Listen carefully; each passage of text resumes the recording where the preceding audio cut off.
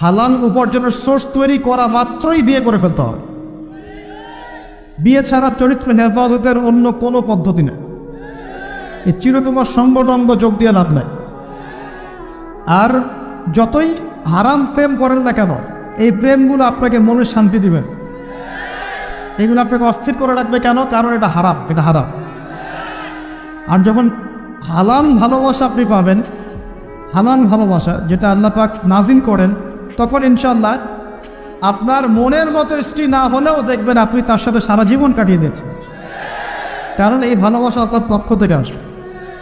এখানে শুধু এই যে কিছু মানুষ মনে করে বিয়ে মানে যৌনতা, তাই না? এটা একটা কনসেপ্ট তৈরি করে দেওয়া হয়, বিয়ে মানে মনে হয় যৌনতা। আসলে বিয়ে যৌনতার বৈধ একটা পথ মাত্র, এটা হালাল একটা পথ মাত্র। এখানে আরও বড় বিষয়টা হচ্ছে দায়িত্ববোধ। দায়িত্ব, একটা মানুষের দায়িত্ব নেয়া, তার অভিভাবক হওয়া, তার সাথে জীবনের সুখ দুঃখ হাসি কান্নাকে ভাগাভাগি করে নেয়, তার সাথে জীবনের উদ্দেশ্য ফিক্স করা, কষ্ট করে হলেও সবর করে হলেও সুখে দুঃখে পাশে থাকা। স্বপ্ন মানে পাশে থাকা, স্বপ্ন মানে কি? পাশে থাকা। তার দায়িত্ব নেয়া, রেসপন্সিবিলিটি নেয়া, তাকে খাওয়ানো, তার ভরণ পোষণ দেয়া। কেউ যদি আপনার স্ত্রীর দিকে খারাপ চোখে তাকায়, আপনি তার চোখটা পর্যন্ত তুলে ফেলবেন, এর নাম বিয়ে। এক কাজ করবেন না? এই কাজ করবেন। তো এখানে যৌনতা দিয়ে দেওয়া হয়েছে, বিয়ে মানেই মনে হয় যৌনতা। বিষয়টা এমন না, এখানে অনেক বিষয় জড়িত আছে। এই কারণে একটা পবিত্র সম্পর্ক, এটা মিসাকুন গালিজ, এটা কঠিন অঙ্গীকার আল্লাহর পক্ষ থেকে। এই কারণে দেখা যায় অনেক চড়াই উতরাই পার হলেও বৈবাহিক সম্পর্ক ঠিক থাকে না। কিন্তু যত দিন যাচ্ছে কি হচ্ছে, এই ভাঙনগুলো বাড়ছে। কেন বাড়ছে? বিকজ বিয়ের আগে প্রেম, বিয়ের আগে অমুকের সাথে প্রেম, অমুক জেনা, পর্নোগ্রাফিতে আসক্ত, পরকিয়া, ওই সিরিয়ালস, পশ্চিমা সংস্কৃতি, বস্তুবাদিতা, সব মিলিয়ে বিয়েগুলো ভেঙে ভেঙে যাচ্ছে, পরিবারগুলো নষ্ট হয়ে যাচ্ছে। আচ্ছা, যদি আমি নিজে আপনাকে নসিহা করছি, যদি একজন স্ত্রী আপনার মনের মতো আল্লাহ পাক দিয়ে দেয় এবং আপনার এই স্ত্রীকে নিয়ে থাকার মতো, খাওয়ার মতো বাসস্থান, অন্ন বস্ত্রের সংস্থা আছে, সচ্ছল আপনি মোটামুটি, এবং আপনি তাকে ভালোবাসেন আপনার মনের মতো, আপনি তাকে নিয়ে সারা দুনিয়ার জীবনে কাটিয়ে দেন। অন্য কোণে থেকে দেখতে যান। কিছু বিষয় ক্রমশমে আছে ঠিকই, কিন্তু বাস্তবায়ন খুব কঠিন। ফ্যান্টাসিতে ঢুকলে হবে না, ফ্যান্টাসিতে ঢুকবেন, এগুলো কঠিন। আর এখন যে অবস্থা পড়েছে, একজন স্ত্রীকে সন্তুষ্ট করাই তো কঠিন, আর মানুষ চারজনকে সন্তুষ্ট করতে চাচ্ছে। এত সহজ না সব কিছু। এটা নিয়ে আমি আলাদা লেকচার দিব চান। আপনাদের কিছু বিষয় জানতে হবে, জানার দরকার আছে। আর ব্যালেন্স করা এত সহজ নয়, ব্যালেন্স করা এত সহজ নয়।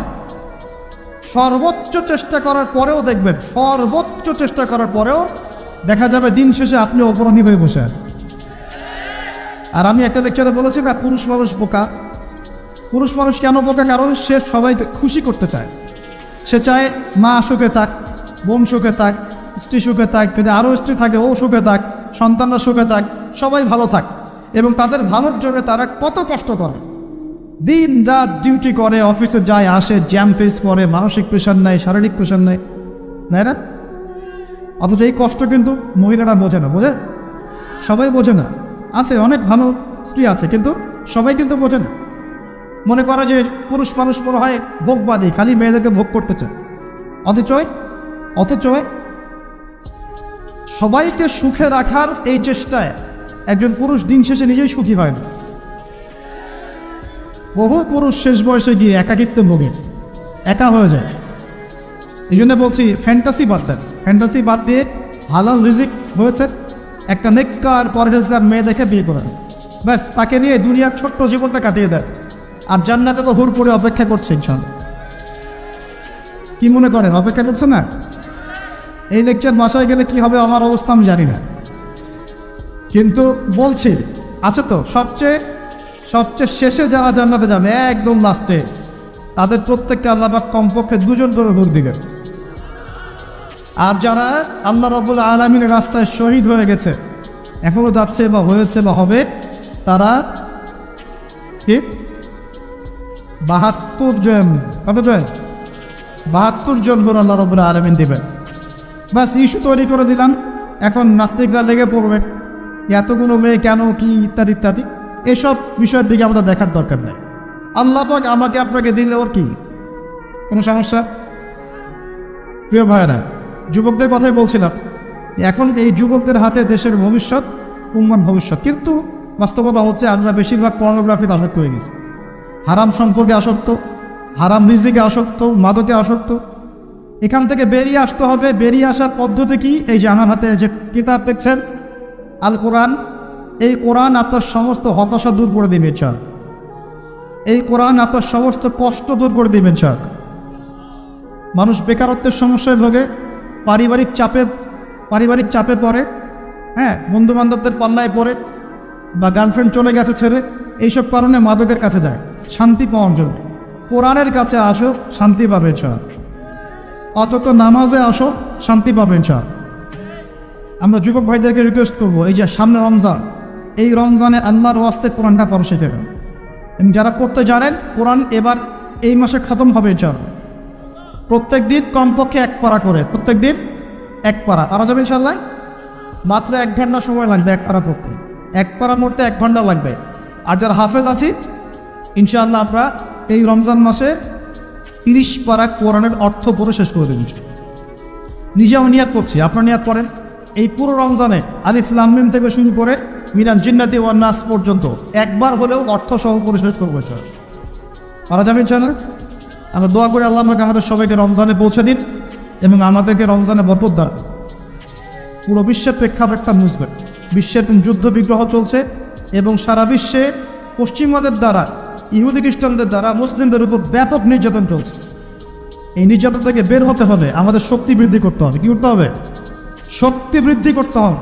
কিছু কথা খোলামেলা বলতে হবে এখন, কারণ খোলামেলা কথা বলারই সময় এখন না বললে অনেক দেরি হয়ে যাবে। মুসলিমদেরকে জাতিগতভাবে এখন ঐক্যবদ্ধ হতে হবে। আপোষে এই হিংসা, বিদ্বেষ, মারামারি, কাটাকাটি বন্ধ কর। আমরা সবাই মুসলিম, সবাই একটা জাতি। আমাদের মধ্যে ইখতিলাফ থাকতে পারে, কিন্তু আমরা মত পার্থক্য থাকলেও মতবিরোধে যাব না।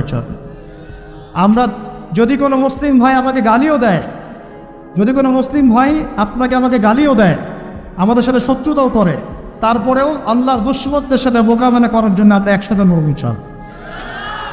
মুসলিমদের মধ্যে ঐক্য আনতে হবে। ঐক্য আনতে না পারি, বিভক্তি বাড়াবো না। ঐক্য আনতে পারছি না, বিভক্তি কমসে কম বাড়াবো না। এটা খেয়াল রাখতে হবে। এরপরে আমাদের মুসলিমদের প্রথম দরকার জ্ঞানের বিপ্লব। কিসের বিপ্লব?